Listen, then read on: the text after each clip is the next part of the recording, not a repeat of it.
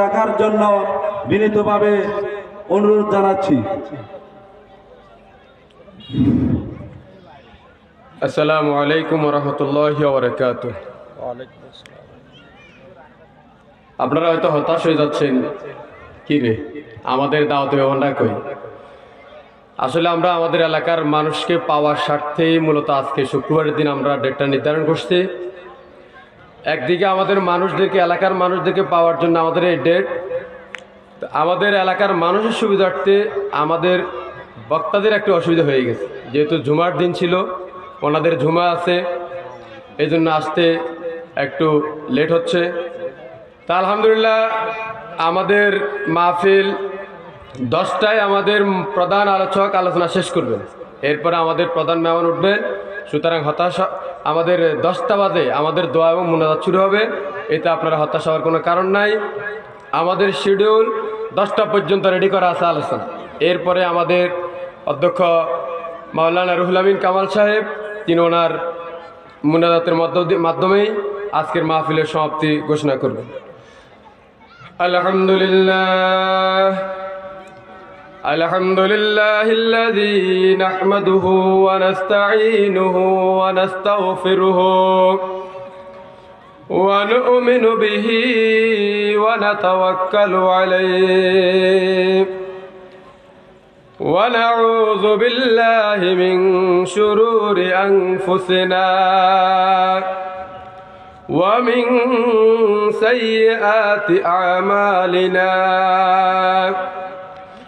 من يهده الله فلا مضل له ومن يضلله فلا هادي له وأشهد أن لا إله إلا الله وحده لا شريك له وأشهد أن محمدًا عبده ورسوله أرسله بالحق بشيرا ونذيرا وداعيا إلى الله بإذنه وسراجا منيرا. أما بعد فقد قال الله تعالى في كلامه المجيد وفي فرقانه الحميد. সকলে জবান ছেড়ে দিয়ে আমার সাথে তেলাওয়াত করুন। আউযু বিল্লাহি মিনাশ শাইতানির রাজীম। বিসমিল্লাহির রহমানির রহিম। ইন্নাল্লাহা ওয়া মালাইকাতাহু ইউসাল্লুনা আলান নাবিয়্যি يا أيها الذين آمنوا صلوا عليه وسلموا تسليما. اللهم صل على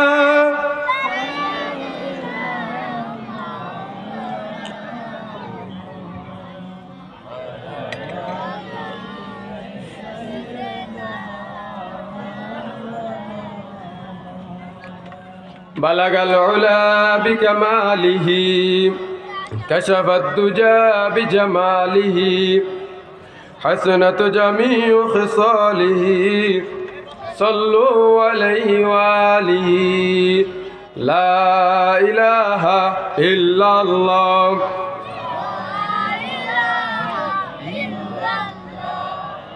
لا إله إلا الله لا إله إلا الله محمد رسول الله صلى الله عليه وسلم. আলহামদুলিল্লাহ। উপস্থিত মুআজ্জাজ মুহতারাম মুসল্লিয়ানে কেরাম, আজকের একতা সামাজিক ফাউন্ডেশন ও বাইতুল আমান্দা মসজিদ যুব সমাজের উদ্যোগে তাফসিরুল কোরআন মাহফিলের সম্মানিত সভাপতি আমন্ত্রিত অতিথিবৃন্দ, আমাদের দাওয়াতি মেহমানবৃন্দ এবং আমাদের আগত মেহমানবৃন্দ, ওয়াইজিনবৃন্দ, উপস্থিত আমার সামনে উপবিষ্ট আমার বৃদ্ধ বয়স্ক বাবারা, ছোট্ট ছোট্ট কচিকাচা মাসুম বাচ্চারা, সমবয়সী যুবক ভাইয়েরা, পর্দার অন্তরালে আমার মা ও বোনেরা, আমি শুরুতেই সে মহান মনিব রব্বুল আলামিনের দরবারে শুকরিয়া জ্ঞাপন করছি, যে মহান মনিব রব্বুল ইজ্জত আলামিন আমাকে আজকে এই জায়গাতে বসে আল্লাহর কালাম থেকে কিছু কথা বলার মতো, শোনার মতো তৌফিক দান করছেন। এই জন্য আসুন আমরা আমাদের সেই মহান মনিব রব্বে কারিমের দরবারে আমাদের প্রত্যেকের অন্তরস্থল থেকে একবার কালিমাতুশ শুকর আদায় করছি। আমরা সকলে বলি আলহামদুলিল্লাহ। শুকরিয়া আদায় না করলে চলে না, চলবে না, চলছে না, চলতে পারে না। শুকরিয়া আদায় করলে লাভকার আমাদের না আল্লাহর? শুকরিয়া আদায় করলে আমাদের লাভ, আল্লাহর লাভ ন। আমরা দুরূদ সালাম প্রেরণ করছি মানবতার মুক্তির দিশারি জনাবে মুহাম্মদ রাসূলুল্লাহ সাল্লাল্লাহু আলাইহি ওয়াসাল্লামের উপর। সময় যেহেতু সংক্ষিপ্ত, আমি সংক্ষিপ্ত সময়ের ভিতরে কিছু কথা বলার জন্য চেষ্টা করব। আলহামদুলিল্লাহ, আপনারা জানেন আমি কিন্তু ওয়াইজ ন, আমরা আয়োজক কমিটি। আজকে আমি আপনাদেরকে ভাষায় বোঝাতে পারবো না আমাদের এই অক্লান্ত পরিশ্রম, দিনের পর দিন, রাতের পর রাত আমাদের এই এলাকার যুবক ভাইরা কি পরিমাণ কষ্ট স্বীকার করছে এই মাহফিলকে সৌন্দর্যমণ্ডিত করার জন্য। যারা মাঠে ময়দানে ধরছে ওরা বলতে পারবে। তবে আজকে আপনাদেরকে দেখার পরে আমাদের দীর্ঘ 1 মাসের এই কষ্ট সাধনা সবগুলা ভুলে আমাদের অন্তরে এখন আনন্দের অশ্রু বইতে থাকে, যে আমরা সমস্ত ভেদাভেদ ভুলে গিয়ে আমরা ঐক্যের প্ল্যাটফর্মে এসে সবাই কাঁধে কাঁধ মিলিয়ে আজকে আমাদের এই অবহেলিত একটা সমাজকে আমরা নতুনভাবে পুনর্জাগরণের চেষ্টা করে সবাই এখানে একাত্মতা পোষণ করে এসে বসেছি। এটাই আজকে আমাদের কাছে খুব আনন্দ লাগতেছে। আমরা মহান মনিবের দরবারে দোয়া করি আল্লাহ রব্বুল আলামিন আমাদের প্রত্যেককে সুখে দুঃখে সর্বাবস্থায় হিংসা বিদ্বেষের প্ল্যাটফর্ম ভেঙে চুরমার করে দিয়ে ঐক্যের বাঁধনকে শক্ত করে আমরা যাতে আমাদের এই সমাজকে উন্নত শিখরে যাতে আমরা নিয়ে যেতে পারি, আল্লাহ রাব্বুল আলামিন আমাদের সবাইকে সেই তৌফিক দান করুন। সকলে বলে আমিন। আলহামদুলিল্লাহ, আমরা আরো আনন্দিত হয়েছি হাজারো ব্যস্ততার মাঝে আমাদের অভিভাবক, আমাদের এই এলাকার এই নেতা জনাব এনায়েতুল্লাহ বাবুল সাহেব, তিনি আমাদেরকে হতাশ করেন নাই। আমরা যখন ওনাকে দাওয়াত দিতে গিয়েছি উনি বারবার বলছে অবশ্যই আমি আসবো, এটা এলাকার মাহফিল।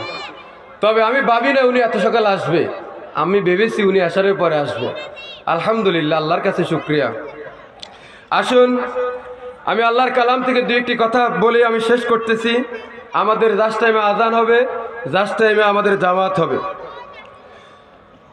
আমি আজকে আপনাদের সামনে কথা বলবো সূরাতুল বাকারার 152 নম্বর আয়াতের একটা মাত্র অংশ থেকে। আল্লাহ রাব্বুল আলামিন সূরাতুল বাকারার 152 নম্বর আয়াতে বলেন, ফাজকুরুনি আযকুরুকুম ওয়াশকুরু লি ওয়ালা তাকফুরুন। আল্লাহ তাআলা বলেন, হে আমার ইমানদার বান্দা বান্দিরা, ফাজকুরুনি, তোমরা আমাকে স্মরণ করো। তোমরা যদি আমাকে স্মরণ করো তোমাদের কি লাভ হবে? আযকুরুকুম, আমি তোমাদেরকে স্মরণ করব। সুবহানাল্লাহ। তাহলে আমাদের দায়িত্ব কাকে স্মরণ করা? আমাদের দায়িত্ব যদি আমরা পালন করি, আল্লাহও তার দায়িত্ব পালন করবে।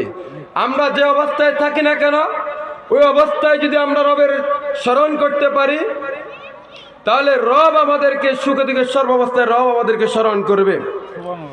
এরপরে আল্লাহ তাআলা বলেন, ওয়াশকুরু লি, তোমরা আমার কৃতজ্ঞতা জ্ঞাপন করো, ওয়ালা তাকফুরুন, তোমরা অকৃতজ্ঞ হইও না। এখানে আল্লাহ তাআলা আমাদেরকে 3টা আদেশ করছে। কয়টা আদেশ? তিনটা। একটু কথা বলবেন, কথা না বললে আমাদের কাছে ভালো লাগে না। আমরা যারা মাদ্রাসাতে পড়াই, যারা স্কুলে পড়াই, শিক্ষকদের সাথে ছাত্ররা কথা আদান প্রদান করতে হয়। তা আমরা এটাকে একটা ক্লাস মনে করে আমরা এখান থেকে, ওয়াল্লাহি বিল্লাহি আমি শিক্ষক হওয়ার মতো কোনো যোগ্যতা আমার ভিতরে নাই, দায়িত্বের খাতিরে হয়তো একটু উপরে বসতে হয়েছে, নতুবা আপনাদের মতন আমরা নেচেই বসতাম, কিন্তু দায়িত্বের খাতিরে এখানে বসা লাগছে। তো আমরা এটাকে একটা ক্লাসরুম প্ল্যাটফর্ম মনে করে আমরা এখান থেকে কিছু শিখব, আমাদের ব্যক্তি জীবন থেকে আমাদের পারিবারিক জীবন, সামাজিক জীবন, প্রত্যেকটা সেক্টরে আমরা পালন করার জন্য চেষ্টা করব। আমার গলার অবস্থাও ভালো নেই, কালকে মাহফিলের মিটিং শেষ করছি 11:30টায়, রাত্রে শুইতে শুইতে বাজে আমার 1টা, এরপরে ফজর করে আবার চলে আসতে হয়েছে, যার কারণে গলার অবস্থাও ভালো নেই। তো আমরা গলার দিকে তাকাবো না, আমরা কথার দিকে তাকাবো। হতে পারে এখান থেকে আমার একটা কথা আমার খোরাক হয়ে যেতে পারে, যে খোরাকটা আমার জীবনের কাজে লাগবে।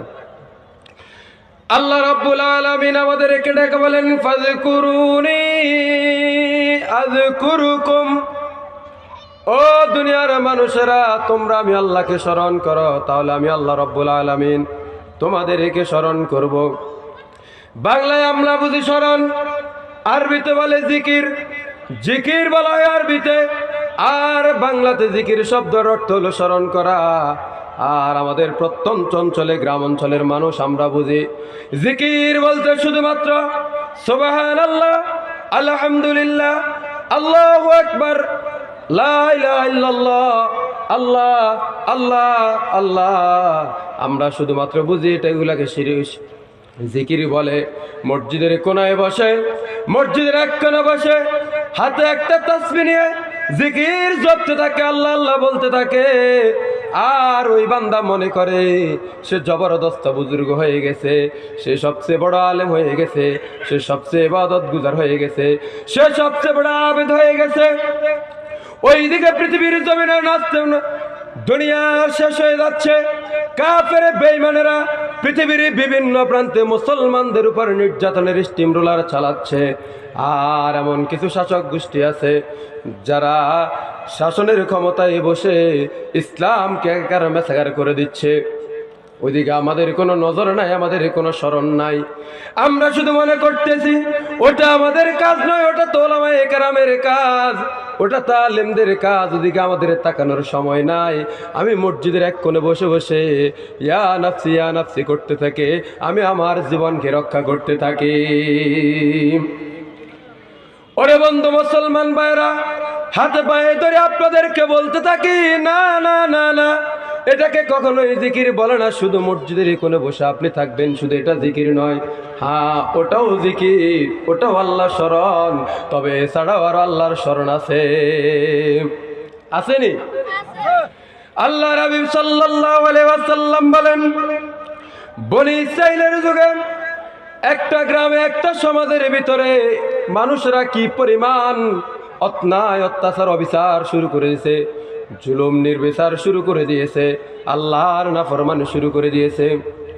করতে করতে করতে করতে এমন পর্যায়ে তারা পৌঁছে গেছে, আল্লাহর সীমা তারা লঙ্ঘন করে, তারা দ্বীন ইসলামের পথকে অতিক্রম করে সামনে চলে গেছে।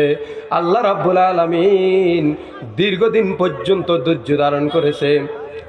আর আল্লাহ ধৈর্য ধরে নাই, ধৈর্যের আল্লাহ তাআলা ধৈর্য শেষ করে দিয়ে এবার আল্লাহ রাব্বুল আলামিন হযরত জিবরাইল আলাইহিস সালাতু ওয়াস সালামকে ডেকে বলে, ও জিবরাইল, যাও ওই সমাজটাকে শেষ করে দাও, ওই সমাজটাকে তলায়া দাও। আল্লাহর নির্দেশে জিবরাইল আলাইহিস সালাতু ওয়াস সালাম আসলেন।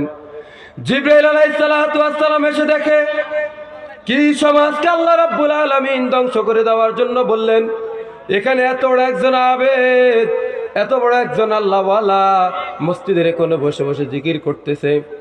ওই বান্দাকে জিজ্ঞেস করা হলো, তুমি কত বছর পর্যন্ত জিকির করো?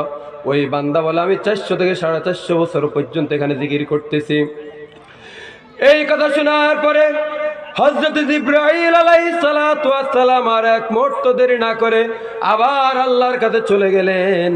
আল্লাহ রাব্বুল আলামিন বলেন, ও জিবরাইল, আগে ওই বান্দাকে উল্টায়া দাও, এরপরে পুরো সমাজটাকে উল্টায়া দাও। নাউজুবিল্লাহ।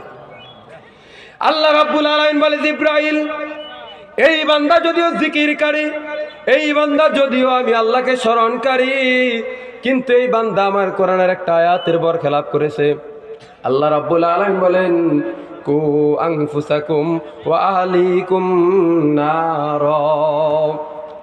আল্লাহ বলেন, ও দুনিয়ার মানুষেরা, তোমরা নিজেরা জাহান্নামের আগুন থেকে বাঁচো এবং তোমার আহলে বাইত, তোমার পরিবার পরিজন, এদেরকেও তুমি জাহান্নামের আগুন থেকে বাঁচাও। এই আবেদেই আমাকে স্মরণকারী, এই বান্দাটা আমাকে স্মরণ করছে, তবে শুধু নিজে বাঁচার জন্য চেষ্টা করেছে, নিজের পরিবারকে বাঁচানোর চেষ্টা করে নাই। নিজের মেয়েকে ছেড়ে দিতে বেপরদার জিন্দিগিতে, নিজের স্ত্রীকে ছেড়ে দিতে বেপরদার জিন্দিগিতে, নিজের ছেলেকে লাগাই দিছে তার জুয়ারটা খেলার মধ্যে। নিজের ঘরে নামাজ নাই, রোজা নাই, পর্দা নাই, ফসিতা নাই, অবাধে চলাফেরার সুযোগ করে দিছে, নিজের পরিবারকে বাঁচা নাই। সমাজের ভিতরে যুবকগুলা বিভিন্ন ধ্বংসাত্মক কাজে লিপ্ত হয়ে গেছে। জেনা, ব্যভিচার, সুদ ঘুষ থেকে প্রত্যেকটা ক্ষেত্রে যুবকগুলা বিভিন্ন কাজে লিপ্ত হয়ে গেছে। মৃত্যুর ভয়ে, হামলার ভয়ে, মামলার ভয়ে জীবন বাঁচানোর তাগিদে সে বলে যুবকেরা করতে থাকুক, বাঁচাচা ফনজান বাঁচা, আমি আমার জীবনকে বাঁচাইয়া দেখিও না দেখার বান করে চলে গেলাম। যুবকদেরকে কোনো আমি নিষেধ করলাম না। আল্লাহ বলে, তাই সে নিজেকে বাঁচার চেষ্টা করছে, পরিবার বাঁচাই নাই, সমাজ বাঁচাই নাই, রাষ্ট্র বাঁচাই নাই। এই লোকটাকে আগে ধ্বংস করে দাও, এরপরে পুরা সমাজটাকে উল্টাইয়া দাও। ও যুবক ভাইয়েরা, ও বৃদ্ধ বাবারা, ও আমার সমবয়সী তরুণেরা, আপনাদের হাতে পায়ে ধরে আপনাদেরকে বলতেছি, আমরা নিজেরা বাঁচলে হবে না, নিজেরাও বাঁচতে হবে, নিজের আহলে বাইত পরিবার পরিজনকেও বাঁচাইতে হবে। আল্লাহ তাআলা বলেন, এটাই হলো আমি আল্লাহর জিকির। ফাযকুরুনি আযকুরুকুম, তোমরা আমাকে স্মরণ করো, তাহলে আমি আল্লাহ রাব্বুল আলামিনও তোমাদেরকে স্মরণ করব।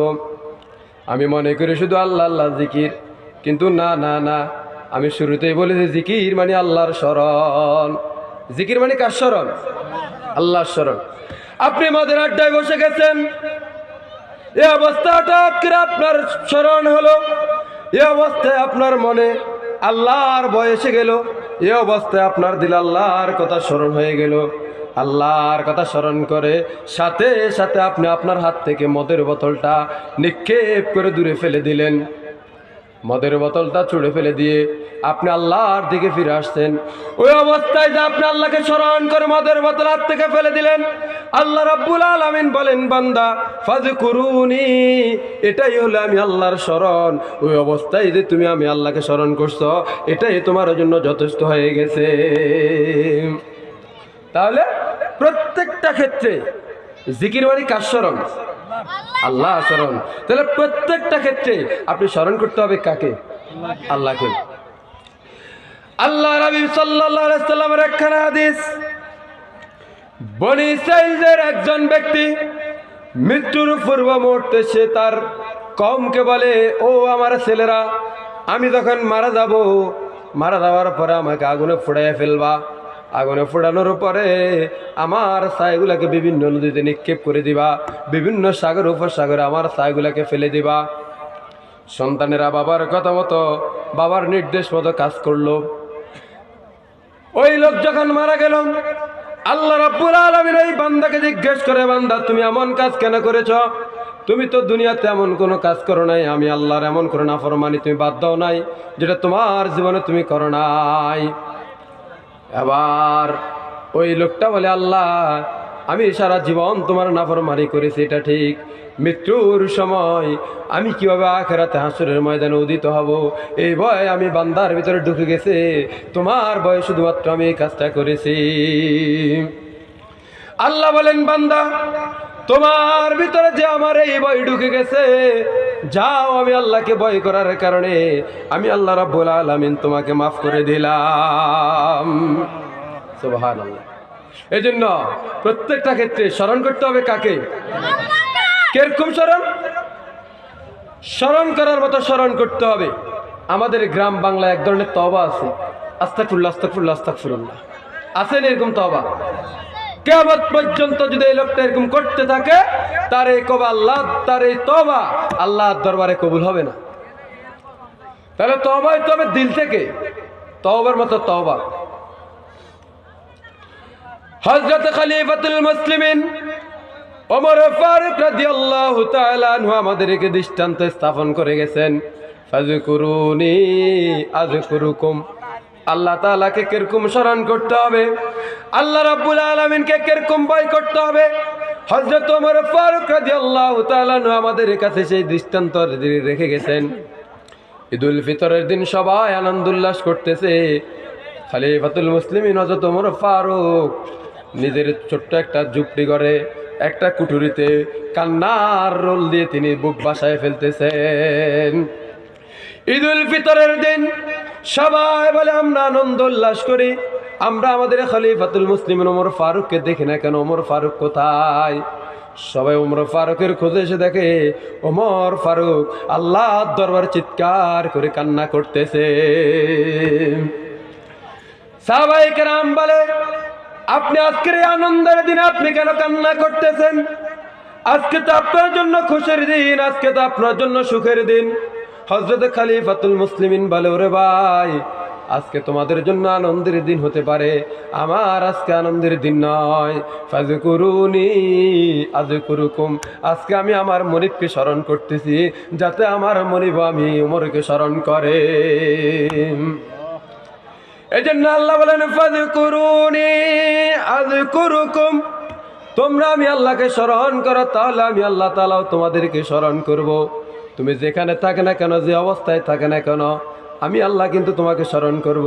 তবে শর্ত হইল, কাকে স্মরণ করতে হবে? আগে আমাদেরকে, আল্লাহকে আগে আমাদেরকে স্মরণ করতে হবে। কাকে? আমরা মনে করি শুধু আল্লাহ আল্লাহ জিকির, শুধু লা ইলাহা ইল্লাল্লাহ জিকির, কিন্তু না না না না, আমার জিকিরের ভিতরে সবচেয়ে বড় জিকির হলো আল্লাহর 5 ওয়াক্ত নামাজ। যেই নামাজ আল্লাহ তাআলা আমাদের জন্য দিয়ে দিয়েছেন, এটাই হলো আমাদের জন্য একটা জিকির। আজকে ইমাম সাহেব মসজিদ থেকে আযান দেয়, মুয়াজ্জিন সাহেব মসজিদ থেকে বলে, হাইয়া আলাস সালাহ হাইয়া আলাল ফালাহ। এসো এসো ও সমাজের মানুষেরা, ও এলাকার মানুষেরা, এসো নামাজের দিকে, এসো কল্যাণের দিকে এসো। আমি হাঁটতে হাঁটতে হাঁটতে হাঁটতে মসজিদের মেম্বার পর্যন্ত 0 পয়েন্টে এসে গেলাম। এইদিকে মুয়াজ্জিন আমাকে ডাকতেছে মসজিদের দিকে, ওইদিকে ইবলিস শয়তান আমাকে ডাকতেছে চা দোকানের দিকে, ক্যারাম বোর্ডের আড্ডাখানায়। আল্লাহ বলেন, বান্দারে এখন তুমি কি করবে? ফাযকুরুনি, এখন এই মুহূর্তে তুমি আমি আল্লাহকে স্মরণ করো। ওই অবস্থায় বান্দার কাজ হবে সাথে সাথে আল্লাহকে স্মরণ করে মসজিদের দিকে চলে যাবে, আর মসজিদে নামাজ শেষ করে আবার সে তার বিভিন্ন কাজে লিপ্ত হয়ে যাবে। এই জন্য আল্লাহ তাআলা বলেন, বান্দা তোমরা সর্বপ্রথম আমি আল্লাহকে মৌখিকভাবে তোমরা স্মরণ করো। ইয়া আইয়ুহাল্লাযীনা আমানু যিকুরুল্লাহা যিকরান কাসীরা। ও দুনিয়ার মানুষেরা, ও এলাকার মানুষেরা, ও আমার বাবার বয়সী সমতুল্য আমার বাবারা, ও আমার সববয়সী যুবক ভাইরা, আমরা মনে করতেছি আমাদের এই জীবনটা বিশাল একটা জীবন, আমাদের আয়াত অনন্তকালের একটা আয়াত। আমরা মনে করতেছি আমরা 50-100 বছর বাঁচবো, আমরা মনে করতেছি খাও দাও ফুর্তি করো, দুনিয়াটা মস্ত বড়। ও যুবক ভাইরা, আজকে মরলে কালকে আমাদের 2 দিন হয়ে যাবে। কখনো চিন্তা করেছেন? হাতে পায়ে ধরে বলি, আমিও তো তোমাদের মতো একজন যুবক। আমারও মনে চাই তোমাদের মতো আড্ডাখানায় বসে আড্ডা দিতে, আমারও মনে চাই তোমাদের মতো গান শুনতে, আমারও মনে চাই তোমাদের মতো বিভিন্ন কাজে পয়সা কাজে লিপ্ত থাকতে। কিন্তু না রে ভাই, আমার আল্লাহ তো আমাদের হাত পা বেঁধে দিছে, নির্ধারিত একটা সীমানা আল্লাহ তাআলা দিয়ে দিয়েছেন। আল্লাহ বলেন, ইয়া আইয়ুহাল্লাযীনা আমানু যিকুরুল্লাহ। ওরে আমার বাবা যদি আমাকে আদর করে ডাকে, আমার কলিজা ঠান্ডা হয়ে যায়, আমার কলিজা শান্ত হয়ে যায়। আমার মা যখন আমাকে আদর করে ডাকে, আমার মায়ের কলিজাও ঠান্ডা হয়ে যায়, আমার কলিজাও ঠান্ডা হয়ে যায়। দুনিয়াতে কেউ যদি আমাকে একটু আদর করে ডাকে, আমার কলিজা ঠান্ডা হয়ে যায়। আমি যত কঠিন কাজ হোক না কেন, আমার ওই বাবার কঠিন কাজটা আমি ফেলতে পারি না। কিন্তু রে বাইরে, আমার আল্লাহ আমার সবচেয়ে আপন। আমার জন্মদাতা পিতা আমার আপন নয়, আমার জন্মদাত্রী মা আমার আপন নয়, আমার আপন হলো আমার আল্লাহ। আমার আল্লাহ আমাকে আপনাকে কত সুন্দর করে দয়া করে মায়া করে ডেকে বলে, ইয়া আইয়ুহাল্লাযীনা আমানু যকুরুল্লাহ, ও দুনিয়ার বান্দারা, তোমরা আমি আল্লাহকে স্মরণ করো। জিকরং কাসীরা, শুধু কোন রকম শুধু নাম কামাতে শুক্রবারের দিন তুমি মসজিদে এসে নামাজ আদায় করবে। শুক্রবারের দিন এসে শুধুমাত্র 2 রাকাত ফরজ পড়বে। আগেও তুমি সুন্নাত পড়বা না, পরেও তুমি সুন্নাত পড়বা না। ইমাম সাহেব যদি 30-এর ওয়াজ 31-এ চলে যায়, তোমার এত পেরেশানি বেড়ে যায়। দীর্ঘ একটা সপ্তাহে তুমি তোমার ঘড়ির দিকে এতবার তাকাও না। শুক্রবার জুমার দিন মসজিদে আসলে সামনের দিকে ঘড়ির দিকে তুমি যতবার তাকাও, কথা ঠিক নেই? পেরেশান হয়ে যায়, পাগলের মতো হয়ে যায়। 30-এর ঘড়ি 31-এ চলে গেছে, ইমাম সাহেব এখনো কেন দাঁড়ায় না? আল্লাহর হাবিব বলেন, মসজিদে আসার পরে যারা মসজিদ থেকে বের হওয়ার জন্য শুধুমাত্র চটপট করতে থাকে, বলে ইমাম সাহেব দেরি করে, রুকুতে দেরি করে, সেজদাতে দেরি করে, এত দেরি করা লাগে কেন? আর অল্প করলেই তো হয়ে যায়। আল্লাহ তাআলা নরে বান্দা, তুমি এখনো মুমিন হতে পারো নাই, তোমার এখনো মুমিনের ভিতরে ঘাটতি আছে। আল্লাহর হাবিব বলেন, যাদের ভিতরে এমন চরিত্র আছে, এইটা হলো মুনাফিকের একটা খাসলত। মুনাফিকরা মসজিদে আসলে বের হওয়ার জন্য তাড়াহুড়া করে। এজন্য আল্লাহ বলেন, বান্দা, ইয়া আইয়ুহাল্লাযীনা আমানু যকুরুল্লাহ, শুধু জিকির করলে হবে না, নাম কামাতে শুক্রবার একদিন এসে নামাজ পড়লে হবে না। যিকরং কাসীরা, বেশি বেশি বেশি করে তোমরা আমি আল্লাহকে স্মরণ করো, বেশি বেশি করে তোমরা আমি আল্লাহকে স্মরণ করো। এই জন্য এলাকার যত যুবক ভাই আছে, বৃদ্ধ বাবারা আছে, আপনাদের হাতে পায়ে ধরি, যুবকগুলাকে দিনের উপরে উঠাইয়া দেন। সমস্ত ভেদাভেদ ভুলে গিয়ে যুবকদের সাথে একাত্মতা পোষণ করে যুবকদেরকে দিনের পথে জাগ্রত করে দেন, যুবকদেরকে উদ্বুদ্ধ করে দিনের লাইনে নামাইয়া দেন। দুনিয়াতে যদি আপনার উপকার না হয়, হাসরের ময়দানে কাল কিয়ামতের দরবারে আল্লাহর কাছে আপনি একজন দিনদার ইমানদার হিসাবে আপনি দাঁড়াবেন, আপনার হাসরের ময়দানে নাজাতের জরিয়া হয়ে যাবে। আল্লাহ তাআলা, আমরা আল্লাহর কাছে দোয়া করি, যে কথাগুলো বলেছিলাম, আল্লাহ স্মরণ, শুধু তো সুবহানাল্লাহ আলহামদুলিল্লাহ এটা আল্লাহ জিকির নয়, এটা জিকিরের একটা অংশ। এছাড়াও আরো অনেকগুলো আছে। নামাজ আল্লাহ স্মরণ, বিভিন্ন ফাঁসা থেকে ফিরে আসা, এটাও আল্লাহ স্মরণ। আমরা প্রত্যেকে চেষ্টা করব আমাদের প্রত্যেকটা ক্ষেত্রে আল্লাহ স্মরণ করার জন্য। আল্লাহ রাব্বুল আলামিন আমাদের সবাইকে যে কথাগুলো বলেছিলাম, বলনেওয়ালা শুননেওয়ালা সকলকে আল্লাহ তাআলা আমাদের ব্যক্তি জীবন, পারিবারিক জীবন, আমাদের সামাজিক জীবন, আন্তর্জাতিক জীবন, প্রত্যেকটা সেক্টরে যাতে আমরা পালন করতে পারি, আল্লাহ রাব্বুল আলামিন আমাদের সবাইকে সেই তৌফিক দান করুন। ওয়া আখিরি দাওয়ানা আনিল হামদুলিল্লাহি রাব্বিল আলামিন। সম্মানিত মুসল্লিয়ানে কেরাম, 7:15 বেজে গেছে। এখনই আমাদের সালাতুল আসরের জামাত অনুষ্ঠিত, আযান হবে। আমরা প্রত্যেকেই আমাদের স্টেজের উত্তর পাশে ওযু এবং ইস্তেঞ্জার ব্যবস্থা আছে, এবং আমাদের মসজিদের পাশে কল আছে। আমরা ওযু ইস্তেঞ্জা সেরে আমরা মসজিদে চলে যাব। 7:30-এ আমাদের সালাতুল আসরের নামাজের জামাত অনুষ্ঠিত হবে। সালাতুল আসরের নামাজের পরে আমরা প্রত্যেকেই মাহফিলের প্যান্ডেলে এসে বসে যাওয়ার জন্য চেষ্টা করব। আসরের নামাজের পরে আমাদের বিশেষ আলোচক হযরত মাওলানা নোমান সিদ্দিকী সাহেব আলোচনা করবেন। আলহামদুলিল্লাহ, তিনি আমাদের মাঝে এসে উপস্থিত হয়েছেন। ঠিক আছে, আজানটা আব্দুল দেন। ওমর ফারুক, এখন এশারে আজান হবে।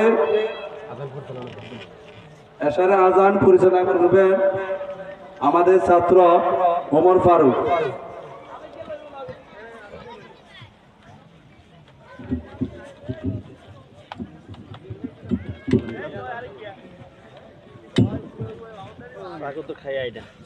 হ্যাঁ, আমরা বললাম এশারের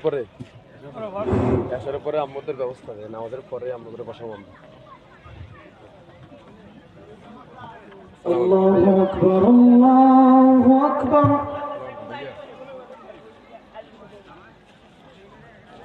আল্লাহু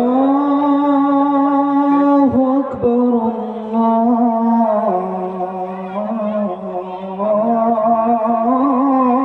আল্লাহু আকবার।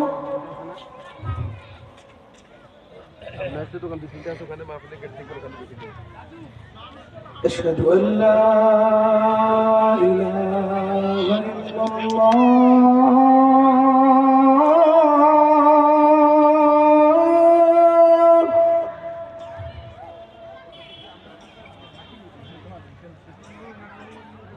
أشهد أن لا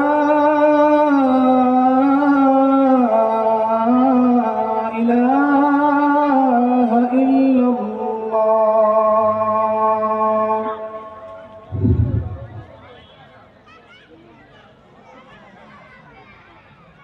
أشهد أن محمدا رسول الله.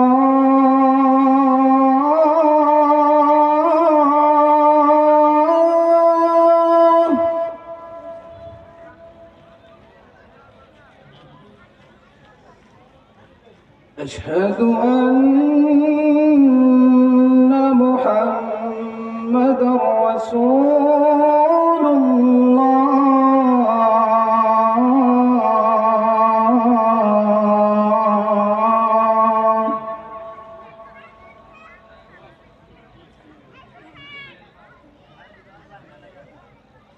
حي على الصلاة.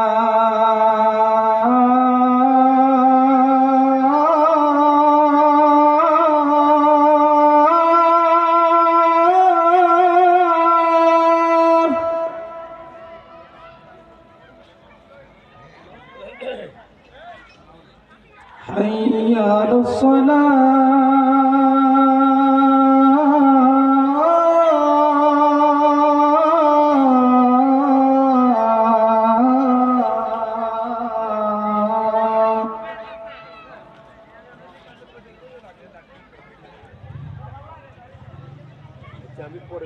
حي على الفلاح.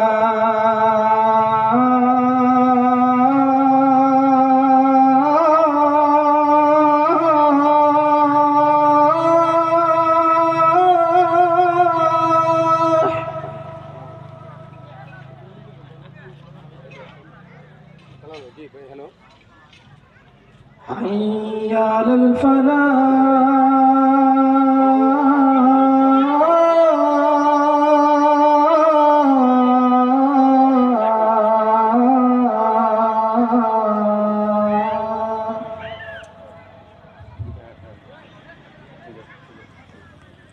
الله